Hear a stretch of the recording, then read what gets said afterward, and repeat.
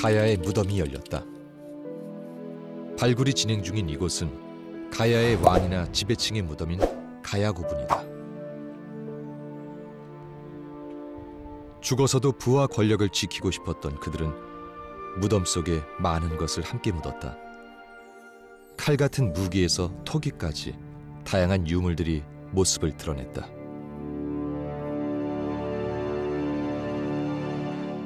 발굴 초입 단계이긴 하지만 이제 16호랑 이제 17호분에서 이제 환두대도, 그리고 말에 들어가는 이제 말 재갈이라든지 뭐 발걸이라든지, 그리고 이제 말 장신구라든지 이런 것들이 계속 출토가 되고 있고요. 그러한 것들을 통해서 이 16호랑 17호 요 고분에 묻혔던 사람들의 위계를 어느 정도 알 수 있다고 할 수 있겠습니다. 지금은 사라진 가야 문명의 존재를 알려주는 특별한 증거. 그것이 가야 고분이다. 그들은 고분 속에 왜 칼과 창 같은 무기들을 넣어야 했을까? 무엇으로부터 스스로를 지켜야 했던 것일까? 가야가 존재했던 시기에 한반도에는 삼국이 자리 잡고 있었다. 신라는 기원전 57년 경주 평야를 중심으로, 고구려는 기원전 37년 압록강 지역의 졸본을 중심으로, 백제는 기원전 18년 하남 위례성을 중심으로 건국되었다. 한반도 남부 지역에는 사람들이 마을을 이루며 살다가 42년 수로왕이 금관가야를 건국하면서 김해를 중심으로 모이게 된다. 이후 금관가야는 2세기에서 4세기까지 낙동강을 따라 세력을 키워나갔고, 이 무렵 하만을 중심으로 아라가야도 세력을 펼쳐나갔다.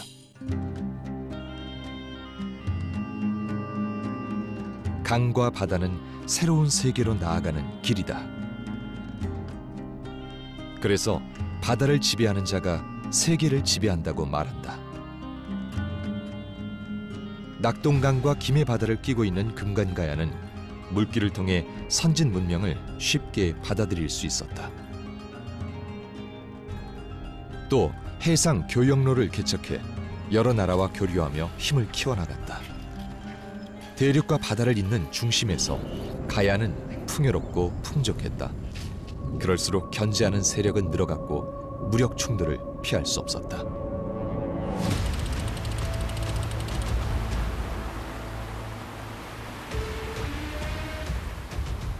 가야의 첫 번째 전쟁은 바다에서 시작된다. 낙동강 하류, 지금으로는 경상남도 남해안 일대에 있던 8개의 소국들이 힘을 합쳐 가야를 공격한 것이다.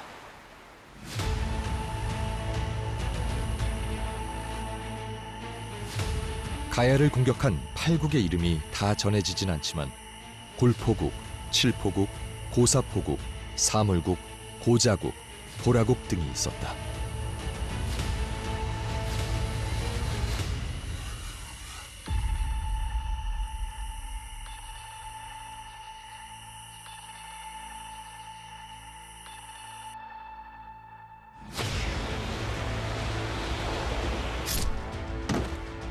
팔국이 공격한 대상이 금관가야라는 견해도 아라가야라는 견해도 있다.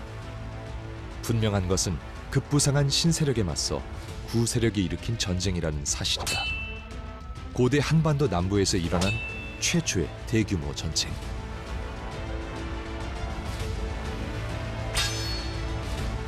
이 전쟁을 포상팔국 전쟁이라 한다.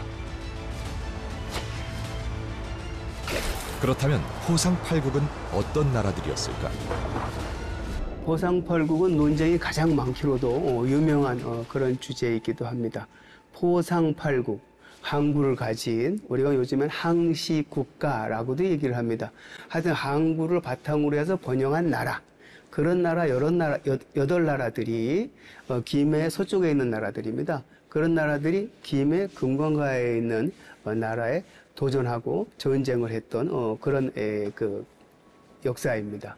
삼국 사기의 기년에 따르면 209년에 1차 전쟁이 있었고 2003년 뒤에 212년에 2차 전쟁이 있었던 것 같아요. 어쨌든 1차 전쟁에서는 금관가야가 혼자 전부 지키기 어려워서 그래서 신라의 구원을 받고 전쟁을 치룬다든지 이 1차전에서 패한 포상 팔국들은 남해바다를 돌아서 동남해의 남해바다를 돌아서 울산에 갈화성까지 진출을 하고 있거든요. 그래서 이건 아마 한국의 최초의 해전으로 봐도 과언이 아닐까 그런 생각이 들고요. 준비 없이 전쟁을 맞게 된 가야는 위기에 처하게 된다.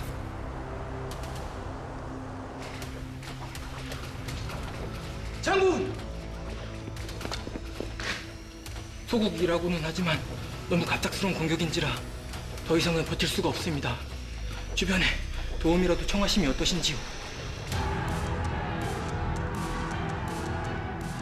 삼국사기에 따르면 위험한 상황에 처하게 된 가야는 신라의 도움을 청한다.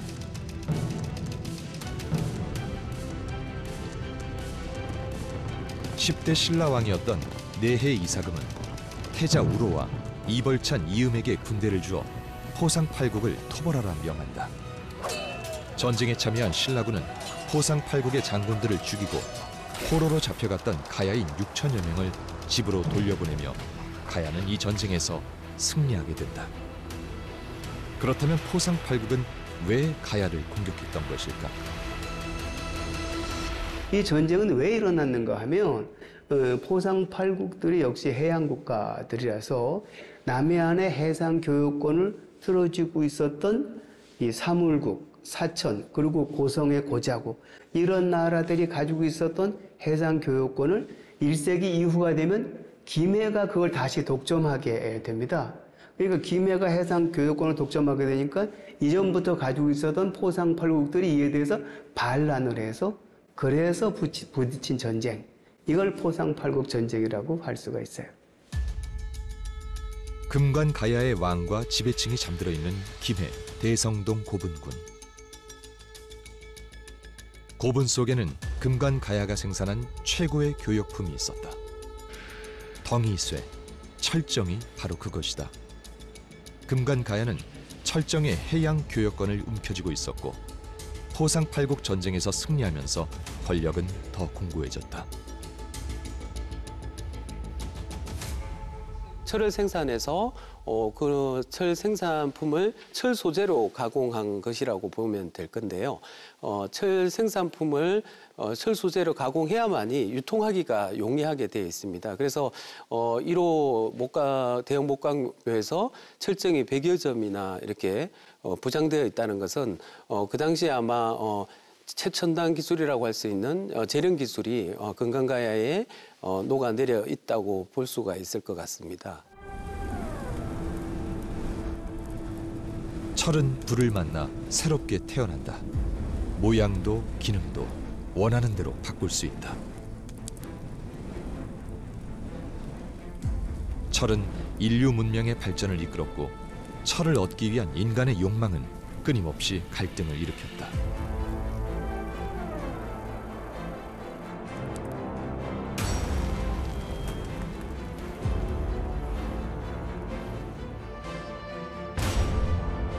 금관가야에는 철을 채집하고 재련하는 전문가 집단이 있었다. 그들의 힘과 기술로 가야는 철기 문화를 꽃피웠다. 철을 다루는 가야의 기술력은 시대를 앞선 것이었다. 현재 제철 제강 기술로 어떤 기준으로 봤을 때 처음에 이제 쉽게 이렇게 제가 접근을 했었어요.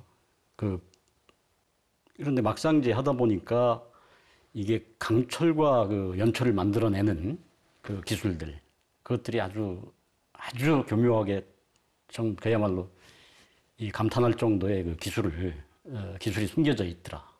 그게 뭐냐면은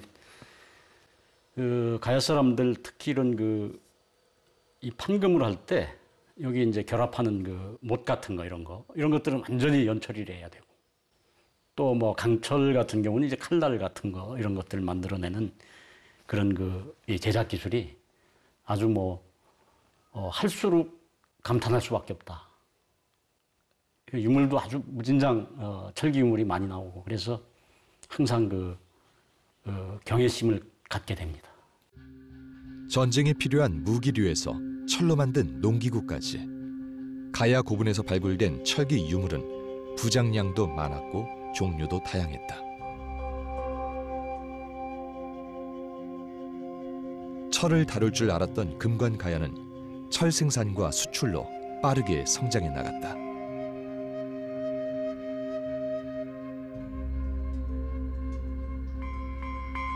(3세기) 중후엽에 김해의 금관가야는 역시 소국에서 대국으로 점프하는 그런 그 실력을 보여주는 것 같다. 역시 그런 실력의 바탕에는 해상 교육과 그 다음에 여기서 생산되는 철, 즉 해상 왕국과 철의 왕국의 그런 면모로서 대국으로 발전했던 것 같다. 역시 이런 것들이 대국으로 발전할 수 있는 기틀이 되었다라고 생각해야 될 것 같습니다. 낙동강 너머엔 바다가 있고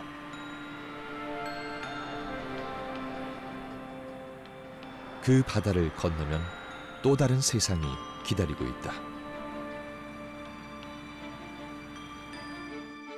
국립김해박물관에는 가야인들이 바다를 건넌 흔적이 남아있다. 김해 봉황동 유적에서 발견된 노와 배의 일부 조각들. 이 배를 타고 가야인들은 어디로 향했던 걸까?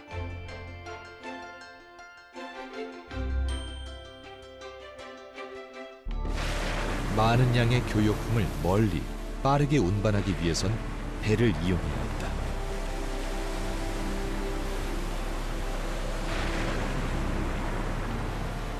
때로는 폭풍우를 만나기도 했고 때로는 파도에 휩쓸리기도 했다. 바다는 두려운 곳이었지만 더 큰 세상으로 나아가기 위해 가야인이 넘어야 할 관문이었다. 당시 동아시아는 혼돈의 시기였다. 중국도 일본도 하나의 통일된 세력 없이 전쟁을 벌이고 있었다. 강력한 무기가 필요했던 그들은 가야의 철을 안정적으로 수급받아야 했다. 일본 열도의 외인들은 5세기 후엽, 6세기 초가 되어야지 철을 생산을 합니다. 근데 그 이전까지 이미 기원전 3세기부터 철은 사용하고 있어요. 그러니까 이 철은 외부로부터 수입을 해야 됩니다.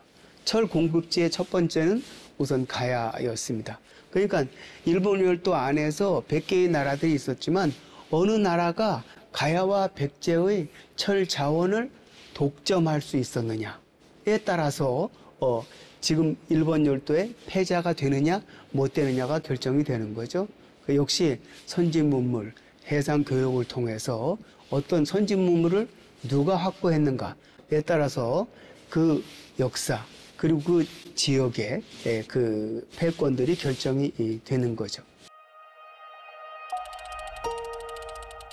2024년 일본에서 가야의 흔적을 찾는 것은 어렵지 않다.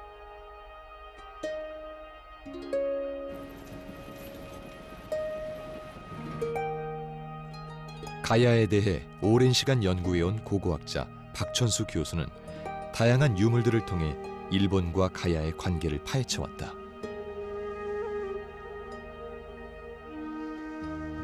일본 고분에서 발굴된 유물, 하지만 분명 가야의 것이었다. 여기에 있는 유물은 철정이라고 부른 것입니다. 오사카 남쪽에 있는 와카야마현의 마루야마 고문에서 철도된 것인데 철정의 형태를 자세히 보면은 상당히 이렇게 좌우 대칭적인 것인데 이 철정의 형태로 봤을 때는 금강가야에서 만들어왔다고 생각됩니다. 그래서 아마 일본에 출토된 거는 5세기 초인데 4세기 때 왔지 않은가 이렇게 생각되고요. 이 고문에서는 또한 전현 중국의 연나라에서 만든 지금의 연영성 일대에 있었던 연나라에서 만든 전현에서 만든 철복 새로 만든 속과 함께 같이 왔습니다.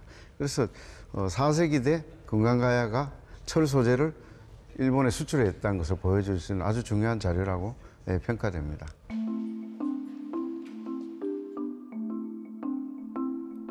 중국의 역사서 삼국지 위서 동의전에는 가야가 삼한, 동해, 일본, 낙랑과 대방에까지 철을 수출했다고 기록되어 있다.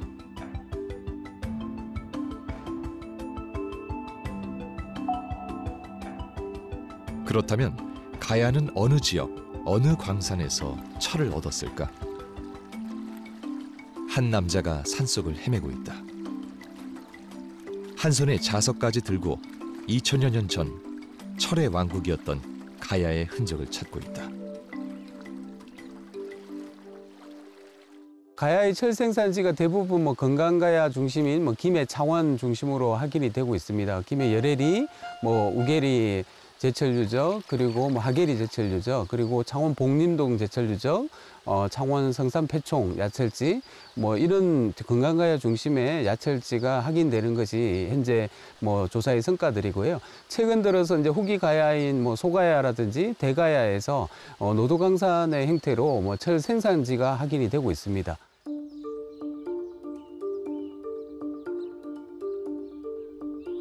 가야 시대에는 지하에 갱도를 파는 기술이 없었다.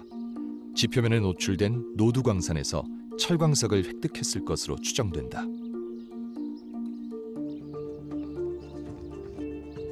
노두광산에서 얻은 철광석은 여러 번의 재련 과정을 통해 좋은 품질의 철로 다시 태어난다.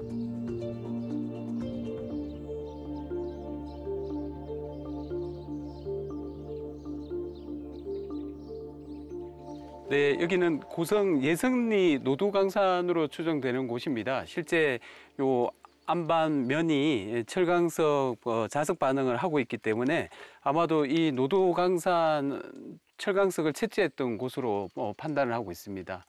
실제 이 노두광산에서 이렇게 이제 지하수들이 흐르면 산화철이 벌겋게 이렇게 형태를 띠고 있습니다. 그 말은 이 암맥에 철광석이 포함되어 있다는 것을 알 수가 있습니다. 가야의 철 관련 유물은 많지만 지금까지 찾아낸 가야 권역 제철 유적은 7개소에 불과하다. 지금도 지표 조사를 통한 유적 발굴이 진행 중이다.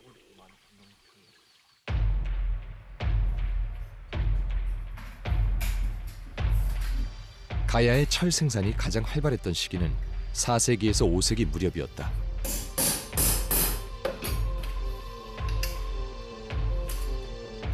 가야에는 철을 다루는 장인 집단이 있었고 그들은 권력자의 관리와 통제하에서 철 제품을 생산했다. 가야에서 철은 권력을 의미했다. 철은 가장 좋은 수출품이자 칼과 창 같은 무기였기 때문이다. 그렇게 만든 무기로 가야인은 스스로를 지켰고 때로는 적을 향해 칼을 겨누기도 했다.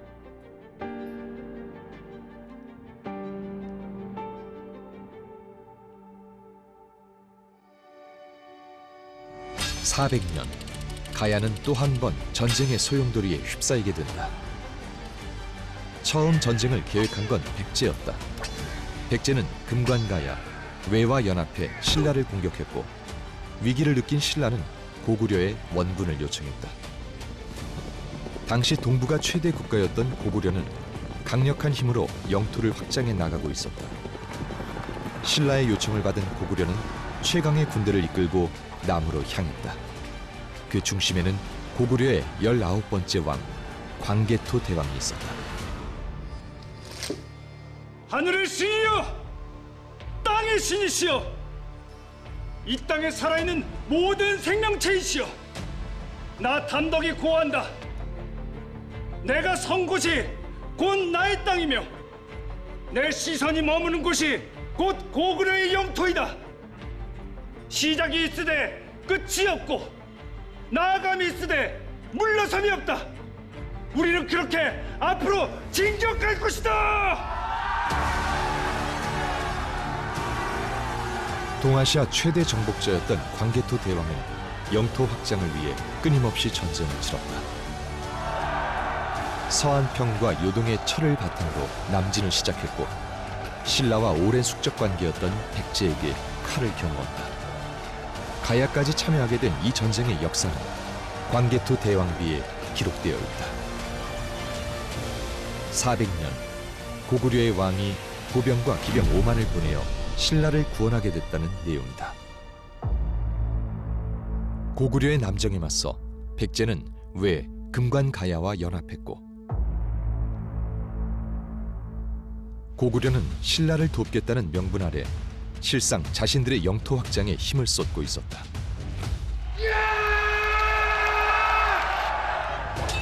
금관가야는 백제를 돕게 되면서 강력한 힘을 지닌 고구려와 대척점에 서게 된다.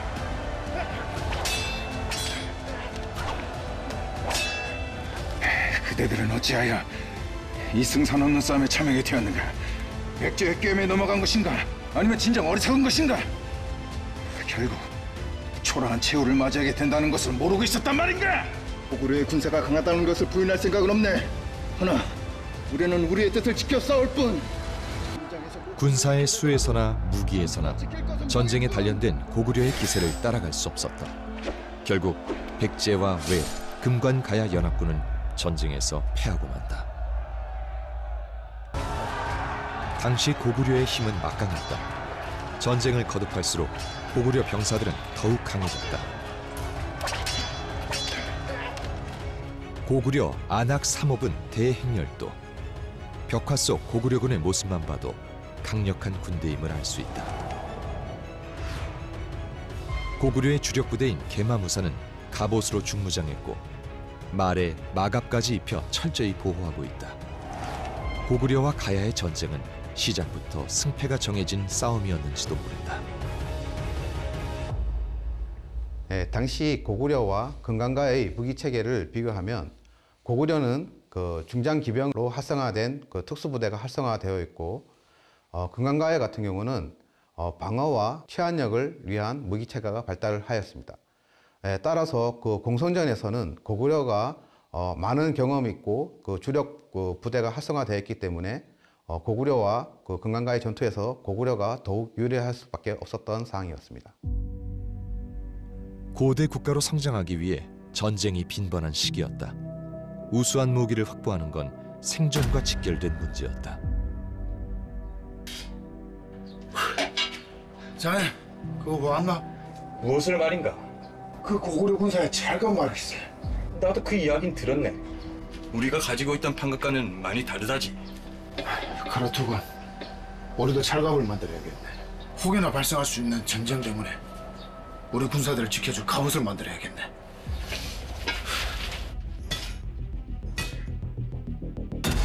고구려 남정 당시까지 금관가야의 병사들은 세로로 철판을 이어 만든 판갑옷을 입고 전쟁에 참여했다. 판갑옷은 움직임이 불편해 기동력이 떨어지는 단점이 있었지만 칼과 창으로부터 방어력은 우수했다. 공격보다 치안과 방어에 주력했던 금관가야의 면모를 알 수 있다. 하지만 고구려인들은 쇠조각을 끈으로 이어 만든 찰갑옷을 입고 전쟁을 치렀다. 찰갑옷은 칼과 창, 화살을 쏘는 데 자유로웠고 몸을 숨기기도 쉬웠다. 몇 겹으로 이어진 철편과 가죽은 충격을 분산시켜 주었다.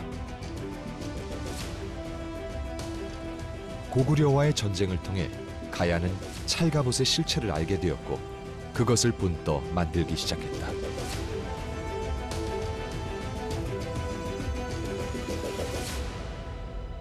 고구려 남정 전까지 가야 고분에서 발견된 갑옷은 판갑옷뿐이었지만 고구려와의 전쟁 후 가야 고분에서는 판갑옷과 찰갑옷이 함께 발견되었다.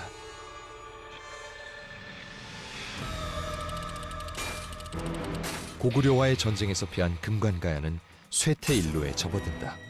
그 무렵 남부지방 여러 가야국 중에서 고령을 중심으로 한 대가야가 권력의 중심에 나서게 된다. 김해는 AD 400년에 광개토왕의 군대가 5만 군대가 쳐들어왔을 때 아마 일시적으로 망했을 거다. 이걸 토대로 해서 문물이 확 바뀌게 되는 거죠. 그 계기를 통해서 그 뒤로 고고학 자료가 좀 안정이 됐어요. 그래서 그것으로 인해서 요즘은 4세기 말까지는 김해 지역의 중심으로 가야 문명이 번성했고 5세기 전반 이후로는 고령 지역을 중심으로 해서 가야 문명이 번성했다.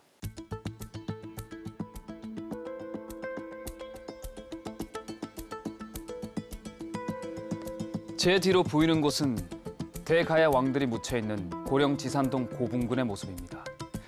대형 고분들이 아주 많은데요. 가장 큰 고분은 봉분의 지름이 무려 49m에 이른다고 합니다. 죽음의 공간인 무덤의 모습만 보아도 대가야의 힘과 지배층의 권력이 어느 정도였는지 짐작되는데요. 가야는 김해를 중심으로 한 전기 금관 가야에서 고구려 남정을 계기로 후기에는 고령을 중심으로 한 대가야로 힘의 구도가 옮겨집니다. 이제 대가야의 권력자들이 잠들어 있는 고령 지산동으로 가보겠습니다. 주산 능선을 따라 대가야 왕과 지배층의 무덤인 고분 700여 기가 늘어서 있다.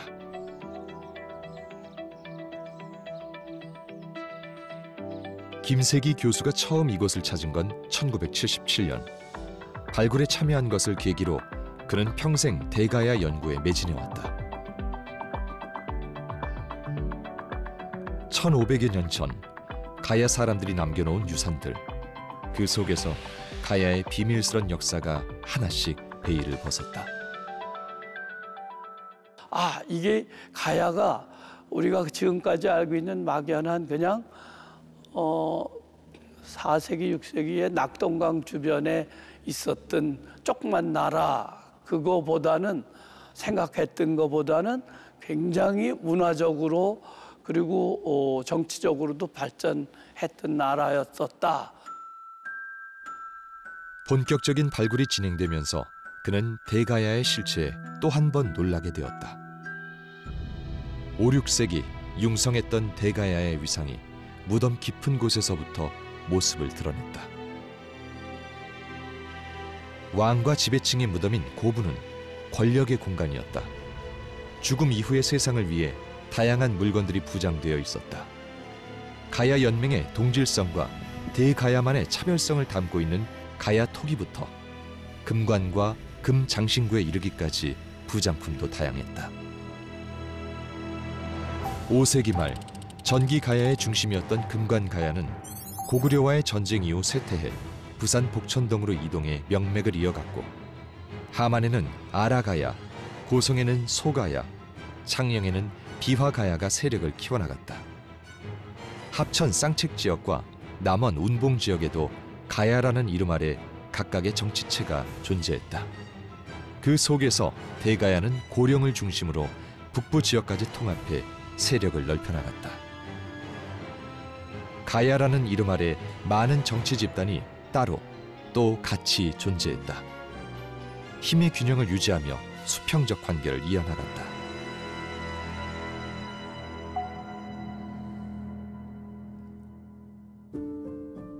공존과 자율의 가치를 지켜온 가야 연맹. 그 속에는 남원 운봉 지역에 전북 가야가 있다. 가야와 백제의 접경 지역인 이곳은 오랫동안 백제의 고분군으로 알려져 왔다.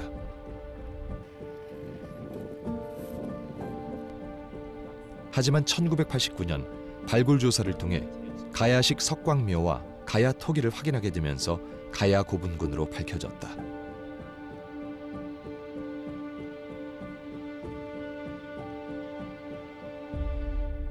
현재까지 전북 동부를 대상으로 이루어진 고고학적인 조사 성과에 의하면 가야의 고총이 약 400여 개가 남아 있고, 아직은 발굴 조사가 미진하지만 가야의 고총에서 당대 최고의 유물로 평가받고 있는 유세품과 유신제 유물이 다량으로 출토가 되었고, 이러한 고고학적인 연구 성과를 정리해 봤을 때 전북 동부에는 가야의 정치체가 있는 걸로 그렇게 밝혀지고 있습니다.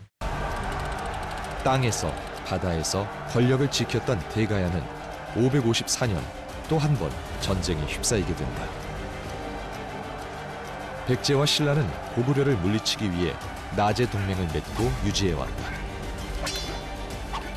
하지만 신라가 백제 영토에 대한 야욕을 드러내면서 동맹은 깨어졌고 전쟁으로 이어졌다. 뜻을 모아 고구려를 물리치자며 우리 백제와 손을 잡은 것도 신라 그대들의 계략이었던 것인가? 남의 것을 탐하는 것이 정녕 신라가 말하는 의리란 말이오. 권력은 쟁취하려고 열망하는 자의 것. 전쟁에 나선 장수가 영토를 탐하는 것을 죄라 물을 것이오. 본디 자신의 것이라 말하지만 그것이 누구의 것이란 말이오. 이제 신라가 그곳의 주인이 되겠소.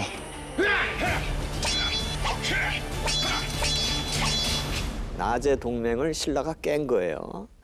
신라가 약속을 어겼죠.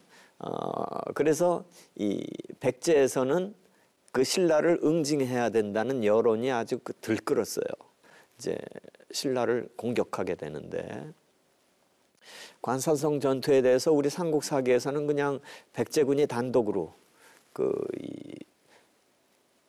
신라를 공격하는 거로 나와 있지만 일본 서기에는 거기에 대가야군도 들어가고 왜군도 1000명이 들어가는 거로 나와요. 물론 수만 명이 참전하는 군대이기 때문에 뭐 왜군이 1000명 들어간 게 그렇게 큰 그건 아니지만 대가야군은 많이 동원이 됐습니다. 이 백제가 초기에는 신라군을 압도해요. 이깁니다. 그래서 관산성을 점령했어요.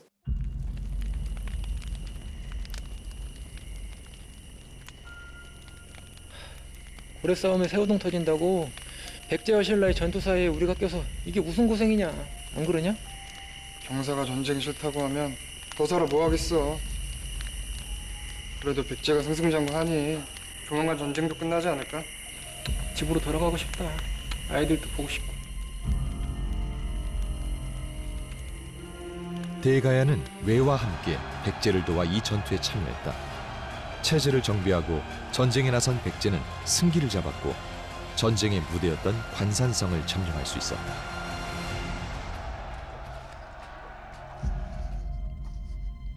지금까지 모두가 잘 싸웠다. 너희들의 용맹한 모습을 모두가 기억할 것이다. 만 백성들이 기억할 것이며 산과 하늘이 기억할 것이다. 이 가야가 우리를 영원토록 기억할 것이다.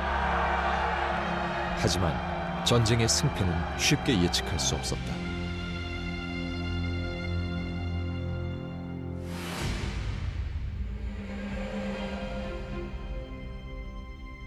신라 병사들은 관산성 주위에 매복해 기회를 엿보다가 승리에 도취해 있던 백제와 가야, 외 연합군의 틈을 노려 기습 공격했다.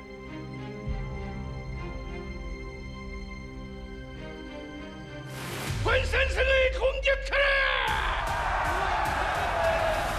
백제를 공격하라! 저기다! 공격하라! 막아라! 신라군을 이끄는 이는 멸망한 금관가야의 후손 김무력 장군이었다. 금관가야 멸망 후 신라에 귀화한 그는 백제군 3만 명을 전멸시키며 혁혁한 공을 세웠다. 그의 칼에 베인 이들 중엔 대가야 병사들도 많았다. 백제 성왕은 전쟁에 참여한 아들 위덕왕을 응원하기 위해 관산성에 왔다가 이곳에서 죽음을 맞게 된다. 팽팽했던 백제와 신라의 균형은 무너졌고 백제군의 몰락은 곧 대가야군의 몰락을 의미했다. 언제나